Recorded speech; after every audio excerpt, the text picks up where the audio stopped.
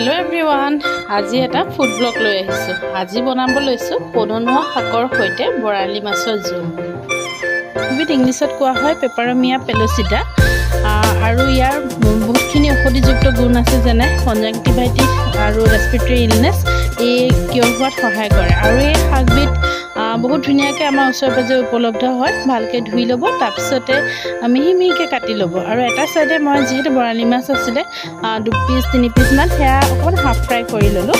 তাৰপিছতে এখন কেৰাহীত সেয়া 5 ফোৰণ আৰু হালধি নিমখ সেইখিনি দি বনাবলৈ ল'লোঁ। আৰু মই যিহেতু বহুতখিনি মছলা ব্যৱহাৰ নকৰোঁ, মাছত মছলাটো কমকৈ দিলেই ভাল লাগে। তাৰপিছতে ইয়াত প্ৰথম এইখিনি ফ্ৰাই কৰি থ'লোঁ তাতে, তাৰপিছত আৰু কাটি থোৱা শাকখিনি ইয়াৰ ওপৰত আমি লাহে লাহেকৈ দিবলৈ ল'লোঁ। আৰু এটা চাইডে আলুখিনি বইল কৰিবলৈ দিছিলোঁ।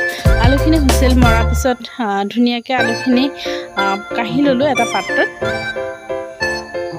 তাৰপিছত দেখিছে এই শাকখিনি ইয়াত পাতি দিলোঁ আৰু তাৰপিছতে আলুখিনি বইল হোৱাৰ পিছতে আলুখিনি ধুনীয়াকৈ এনেকৈ ভাঙি লৈছোঁ। এখন হেতাৰে স্মেচাৰ ইউজ নকৰিব, স্মেচাৰে স্মেচ কৰিলে একেবাৰে গুড়ি হৈ যায়, সেইটো কাৰণে অলপ এনেকৈ লাহে লাহে ভাঙি ল'ব।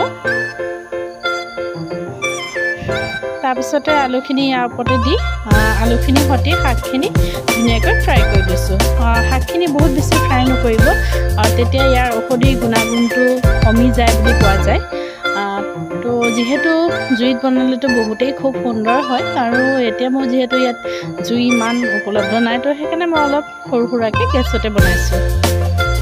তাৰপিছতে এয়া দেখিছে মাটি কেৰাহী ইউজ কৰিছোঁ। তাৰপৰা এয়া অলপমান ফ্ৰাই কৰি ইয়াতে গৰম পানী হ'বলৈ দিছিলোঁ, গৰম পানীখিনি তাতে দি দিছোঁ।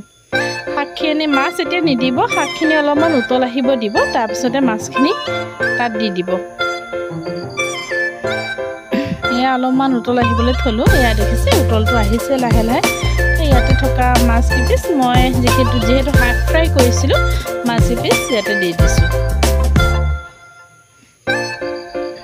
তাৰপিছতে অলপমান যিমান পাৰে উতলালে মাছৰ তৰকাৰী সদায় বেছি উতলালে হেনো বহুতেই টেষ্টি হয় খাবলৈ। তো মাছৰ তৰকাৰীটো অলপমান উতলিবলৈ দিলোঁ আৰু সৰু অকণমান ঔটেঙা আছিলে, ঔটেঙাও মই তাৰ লগতে মিহলি কৰি দিলোঁ। দেখিছে তাৰপিছতে মই খুব উতলালোঁ, উতলোৱাৰ পিছতে হৈ গ'ল আজিৰ ৰেচিপি। আপোনালোকে দেখিব পাৰে খুব সুন্দৰকৈ এয়া আপোনালোকে সেৱন কৰিব পাৰে।